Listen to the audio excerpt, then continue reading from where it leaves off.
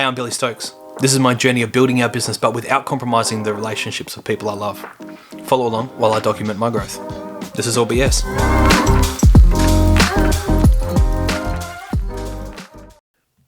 So I realized toward the end of yesterday that there's a few gaps that I missed. I am harking back, what are we now? About 4 years. So, well, actually 5. Wait. Yeah, about 5 years. So wanting to just make sure that I've chronologically got everything in order. So I'm going to be taking a step back and kind of filling in a few gaps along the way. So we came back from traveling, and we then we did all that thing, and I ended up getting that job operating, right? And so I was operating, and I've actually had to go through. I'm looking at my Facebook feed. I'm going back to 2019, and that's when Tilly was born. So Tilly is our second daughter, and she was born in November. And we were still in our house that we ended up selling, so we had the cash behind us for the business, and obviously to then move into our other property. So we had so we had the two kids there, and and during this time, let me just quickly check, because I'm pretty confident. So when Tilly was born, I was actually still operating, but then, as I mentioned, there was this. I said to my cousin I'd give him a hand working with him for a bit, and we ended up. I worked with him for a few months before the manager at the site that I was working called me back and just said, "Hey, would you be willing to come back?" And the offer that they made us was absolutely just disgustingly crazy. So I came back and started working for them again, and that wasn't too far away from us. During the time I was working with my cousin, I was kind of like getting everything lined up and getting all my ducks in a row to be able to start the business. And it's really cool, actually. I've got photos here where we were, receiving the cups, and we went and picked up all the cups from the port. Here you go. So went down to Perth, if you can see that. With a mate of mine. There you go. So we loaded up all the cups on his ute. So that was June 2020. And then this is us here. Where are you? We filled one of our spare rooms with all the cups. Sorry, it's a bit fuzzy. Yeah, with all the cups anyway. So that's me unpacking all the cups. And then we've got the photo. So it was June 2020. We launched October 2020. So by that time, I was back operating again, and and really enjoyed it. Hey, it was a lot of fun, and it was just crazy money. It was stupid for me not to. So here we are, September 2020. So that was our last taste with Blacklist, who's the company we ended up going with. And then here we are. So measuring out our the positioning for all the cabinetry and stuff for our workflow in our space, because the space we're going to was pretty tight. Sorry, it's not really focusing. But so we just had this big table, and we positioned everything on the table so we knew where everything was. And so so we're getting closer and closer, and here we go, we're unpacking. It's nice to reminisce. Packing our equipment, and it's funny. Hey, man, I look back, I just go, we were so naive. In a good way. We were really naive. We didn't really know what we were getting into, except that we knew we were what we wanted to do and that we were going to be doing it. And and here we go. So this is halfway through the fit out of our hole in the wall location that we had. That was where our first spot was. So you can see I was doing the framing on the side there as well. So this was, gosh, when was this? 5th of October. So 2 weeks before we open. And listen, it was really exciting. It was an exciting journey to be able to get in there and do something that we were doing, and at the time, so I was still operating. So on my days off, I'd go in and work, and Beck was still doing, watching the kids, and she was going to be working in the business because we had Tilly, so we had Alexis and Tilly. There was our two daughters who were still real young. Tilly was super young, like only a few months old. but so she was doing pretty good. By the time that we actually opened the business, Tilly was nearly a year old. Alexis was 3 by that point, and yeah, and we it's craziness.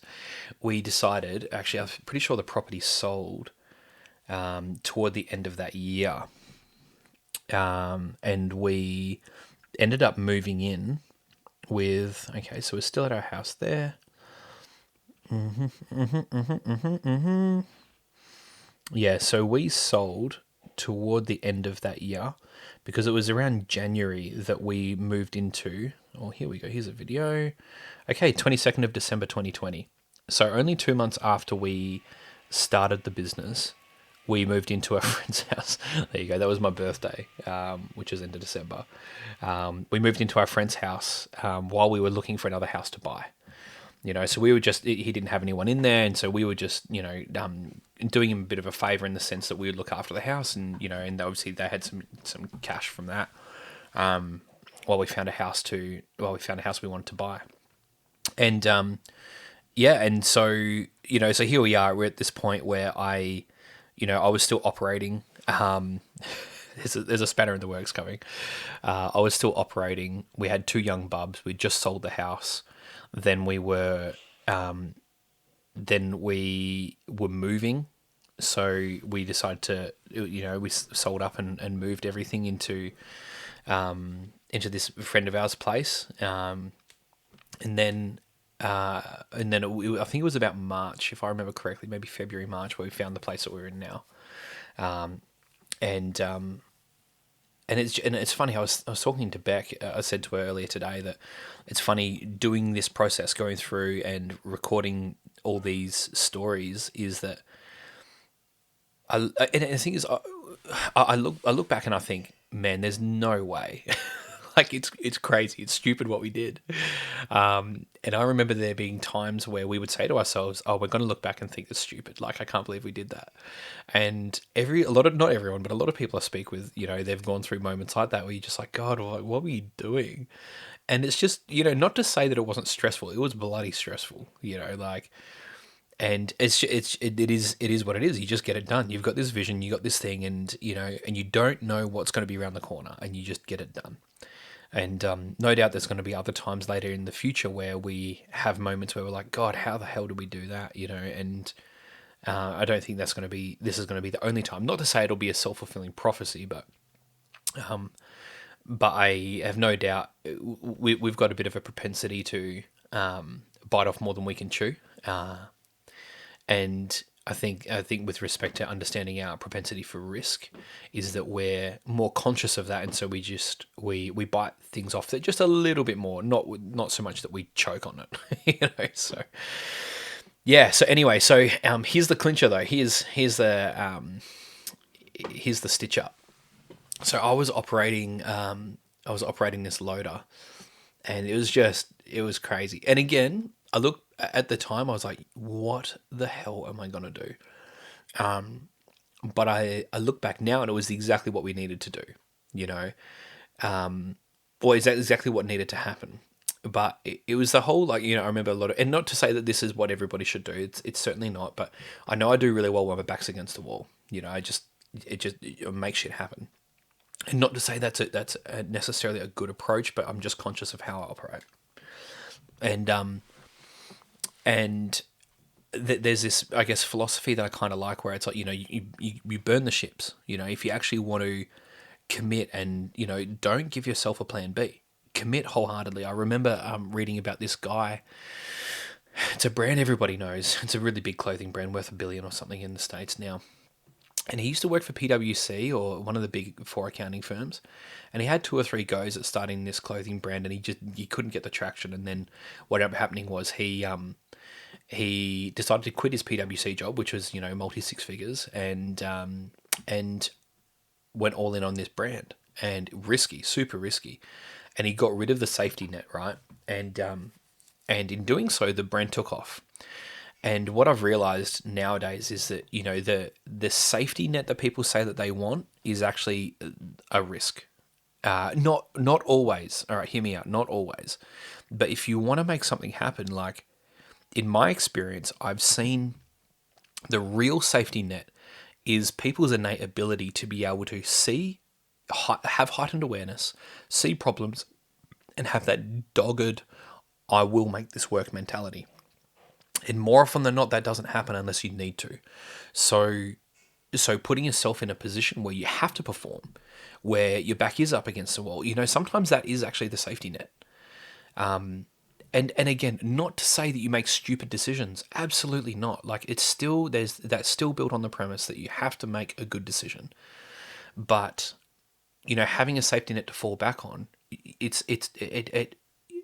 rarely, in my opinion, does that actually warrant success. Putting your name out there, putting your name to something, being the face, taking the criticism, taking the success as well, and being willing to put it all on the line. That's actually where the growth is. So anyway, so this was a forcing function for us for that. So I was operating this loader, and and if anyone who's been in mining, what the policies are around, anything that's distracting, like in this instance, obviously mobile phones. And so what happened was we, and listen, I pushed the boundary on this one. I'll take ownership for that for sure. However, the management team were conscious that I also had my phone on me. Like they weren't stupid to it. I was in a team leader position, or whatever I can't remember the right term for that, but effectively that's what it is. And and I was operating this loader on this pad, and I was fixing up this one bloke's mistake, and I was working really really hard, and there was this one kind of part of the procedure when I was operating that I wasn't really conscious of, where I got too close to one of the vehicles. Now, unknown to me, the man who was in the vehicle was actually the site manager, the entire mine site, and we were contracted to the site. So it was this entire site, and he's the big boy. He's like, he's the general manager of the entire mine. We're talking $1 billion asset. And so he calls the superintendent. And I was working the machine hard. I was going hard. And he calls up the superintendent and says, and they were new machines, right? I'm conscious they were about 6 months old at this point, maybe 12 months old, not sure. And they were really good. And he called up the superintendent and said, if that was my machine, there's no way I'd let that guy ever operate any bit of gear I've got. And, and I got called up over the two-way.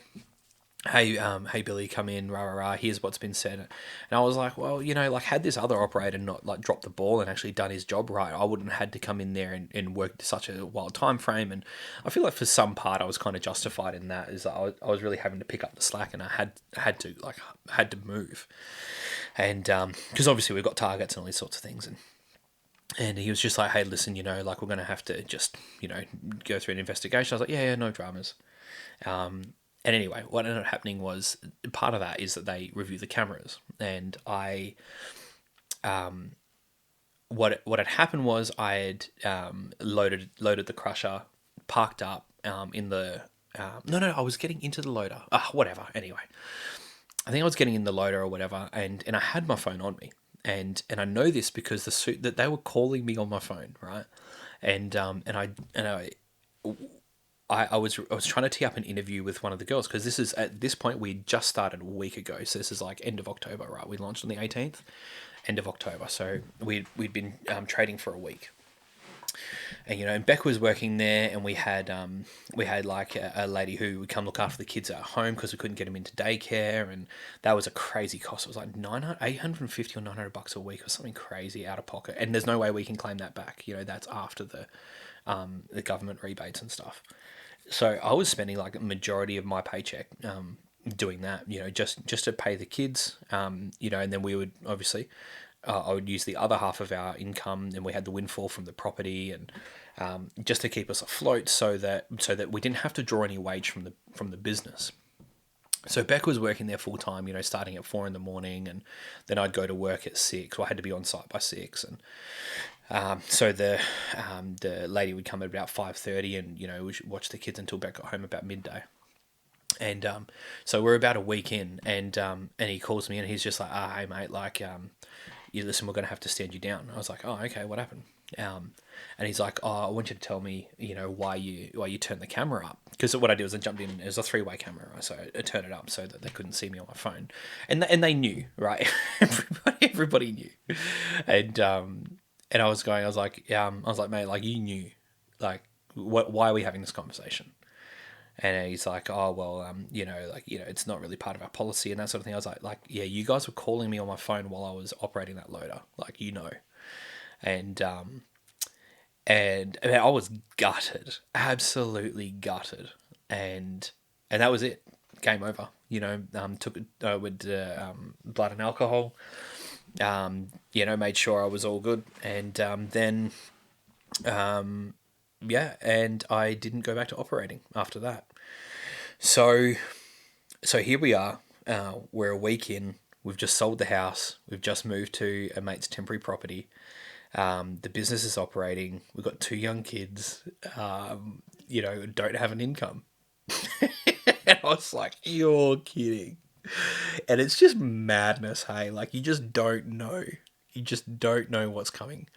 And the only thing I can say is that you have to be able to trust your ability to work shit out. And full ownership. All right, taking full ownership. I know that I shouldn't have had my phone on me. But I also know that there were so many times when like it was like a little bit of a we're gonna look this way sort of thing. Yeah, and I mean, dude, I would listen to audiobooks. God, I would listen to audiobooks. I would punch out audiobooks like nothing when I was operating. It was great. I really, and the job, I actually enjoyed the job, but anyway, so that was an abrupt end to that. And so, so here we are, the business is happening and all these sorts of things, and we're doing the numbers, and we're just going, you know what, we actually need to go find another gig.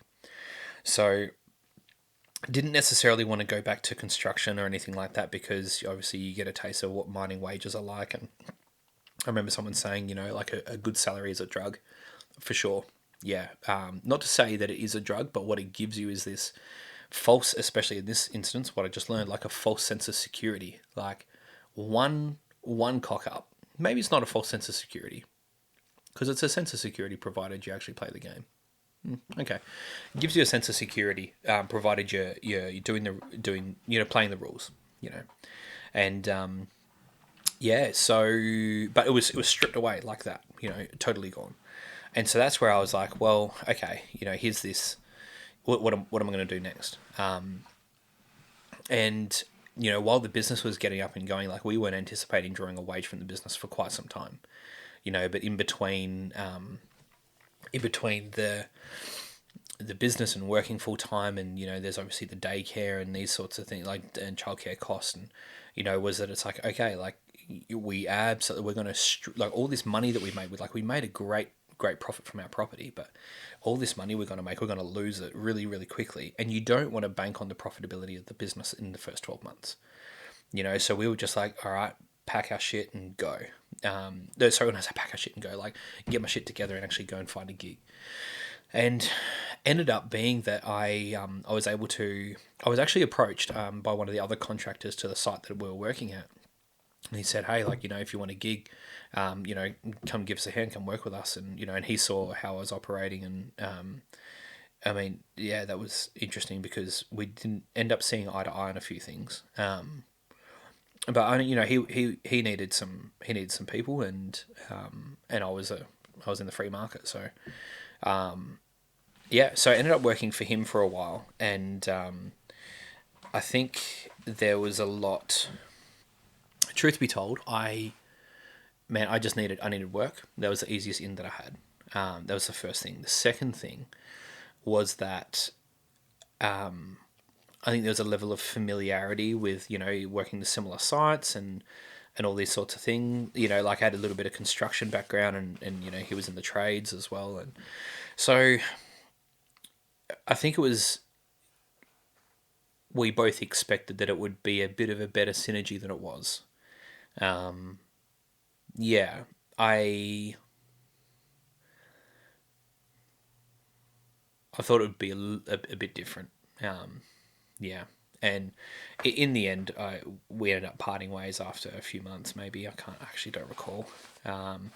Yeah, there was just a misalignment on a few different things, and we just went, oh well, you know what, let's call it a day.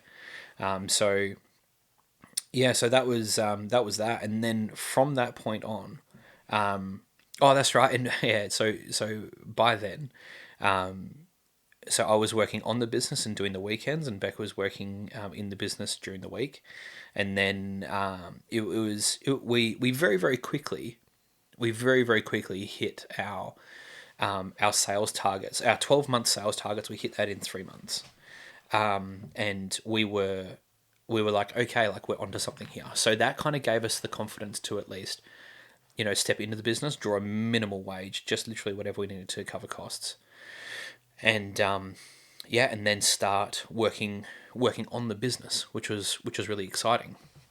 So that's kind of where my focus went. So I'd be working the weekends, and it's funny actually because Beck was a far better manager than I was, or am. If truth be told, like I'm not a good manager, and I think that's in the long run, it's a good thing. But so how we ran the weekends was very different to how we ran the weekdays, and it's funny, hey, because I certainly took the stance where, Beck could be very much like, hey, you made a mistake. Here's where you fucked up. Maybe not those words. Here's where you made a mistake. Fix it. Really cut and dry. And, obviously being in high end hospitality, man, there's no ambiguity. You know exactly how you made a mistake. You know exactly where you mucked up, and you know exactly who did it. And so, so Beck was really cut and dry, real blunt.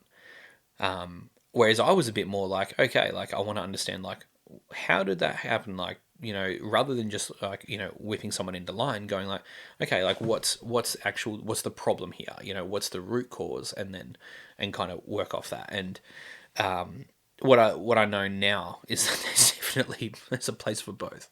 Sometimes there just needs to be the hard word where you just say, hey, this is what it is. Like, don't do this again ever. And then there's also like hey man, like there's a process of inquiry going, hey, this doesn't make sense. It's out of character for you. What's going on? So, but what I didn't have was any of that. Sorry, any of Beck's hardliness. And the team that Beck trained was absolutely phenomenal, absolutely incredible. Like, and we've still got some of the guys that we had with her early in the piece, and they are great.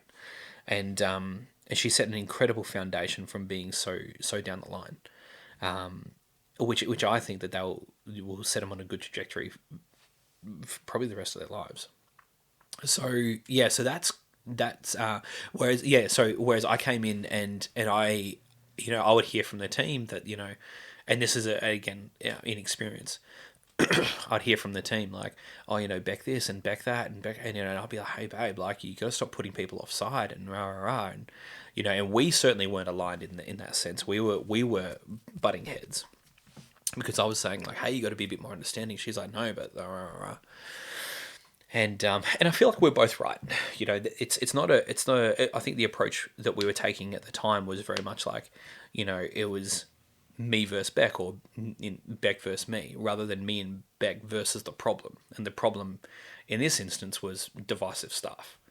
And there were a few people who, in hindsight, I would never have hired. And just, yeah. Yeah, if I know what I know now, and now when I'm interviewing people and I'm seeing, I'm like, yeah, no, bad news. But we wouldn't have hired these people back in the day at all. So yeah, so it was very interesting. Hey, a very interesting, I'd say, first few months. So yeah, so anyway, so it's all this just chaos. Hey, and and I don't think the chaos necessarily stopped as much as it just, we, instead of having all these moving parts, we're able to go, okay, at least we've got one focus now. We're able to be at home with the kids, and and all these sorts of things, and it was really good. So that was the start of the business, and it was crazy. Like it was bumpy and clunky, and I even remember, like, obviously being in the coffee space, you think you really know what you're doing, because obviously the thing is, everybody's a novice, right? So I remember we started, and we were like, we're not going to offer alternative milks, like, you know. And I reckon, oh hey God, I can't remember how many people come up to us. They're like, hey, like, do you have oat milk? Do you have lactose free? Do you have? And we're like, what? No way! As if this is that common. So that was our naivety to the whole industry, was just going as if there's so much demand for alternative milks. So we had to pivot, and I think, like, when I think around the early days, there's just this constant iteration. Like, you're starting here and you iterate, and then as you start to understand the business more, it's less iteration. And as you implement something new, well, again, same thing. You have to iterate, and that was certainly our experience. Was this, like, not to say you're constantly pivoting, but pretty close to it, just going bang, okay, here, bang there, bang there, bang there, and so it was a pretty gnarly start. With job loss and then jumping jobs, and then that not working out, and moving houses and all that sort of stuff, and in the end, if I remember rightly, we bought the house we're in now. We bought that around March. Yeah, it was something like that. But yeah, anyway, we moved into our house. What was this? May. Far out. Okay, so we were even in this other place for longer. So it must have been around March or April. So we're there for about 3 months. Yeah, that makes sense. In our mate's place. And we ended up getting this place that we, in the price point we wanted. With the bones that we wanted. We just didn't want anything that was going to be difficult to manage and look after. And it's become a house. It's become a home. Like, we really love this place. But yeah, and things have obviously stabilized a lot since then. But man, it was gnarly. Hey, it was a very, very crazy start to our whole journey. And and I'm just looking at this photo now as well. So check this out. So that was our backyard when we first bought it. So you can see we just took to it with a bobcat, just ripped the top off it so we could lay the grass. And then the photo just before that was our third child. So 6th of May, there you go. That's when that was. 6th of May, and then the 7th of May was that photo of our backyard. Absolute madness. But and again, I say this the whole time. It was a lot of fun, and it was focused. And I think that the thing is, like, we felt like we had purpose and something we were doing, and forging our own path. And there's never really been an organization that I've really aligned with where I just go, yeah, like, this is it. Like, I'm excited to commit my energy and my passion and my focus to something. And when I think around propaganda, is that's what I want to create. Is I don't want to try and have to, like, and this isn't from a financial standpoint. Like, I still, like, obviously I want to remunerate our guys really well, and I absolutely want to set our team up for success in life, not just in a workplace. And sorry, I can just hear baby crying. So that's something that I'm conscious of. Like, I just haven't. There hasn't been that's right. I want to create a culture and a team and a workplace where people want to. Yeah, sure, you get paid. Absolutely, there's no negotiation around that, and obviously that's a baseline, right? But where people want to be there, there's that passion, and there's that, like, that alignment and that synergy, and and I think when I think around leadership skills, that's one of the skills that I am lacking, that I need to develop. That's probably say, like, that's the next point of focus, is how do you actually lead an organization, not how do you be a leader. I kind of understand that, but how do you actually lead an organization, and what are the skills that you need, and how do you build the structures to be able to create the synergy and that internal motivation rather than externally motivating people, like, your little gift card or your pizza parties and all that sort of bullshit. Like, everyone knows that. Everyone's, it's that whole joke on social media where it's like, um, my mental health's all, like, buggered and that, and so they just install a ping pong table. Like, it's a prank. And I don't want that. Like, I want to build an organization where people are passionate, where there's that synergy and that alignment and that excitement to come to work, and that excitement to be part of the journey, like that. And and I think that's the part about the purpose. And I think this is kind of like, in the start, we're just in survival mode, right? You're just trying to make things happen, and you're just trying to move and whatever. And I think low resolution in the back of our mind was this thing that we wanted to create a culture and create a business where people thrive and they want to be, you know. Yeah, yeah, I think that's really that's kind of the end goal, and it was always there, except now it's a lot more conscious. We're conscious of it. Yeah, so that was the starting of the business in the early days, and yeah, it was a wild ride.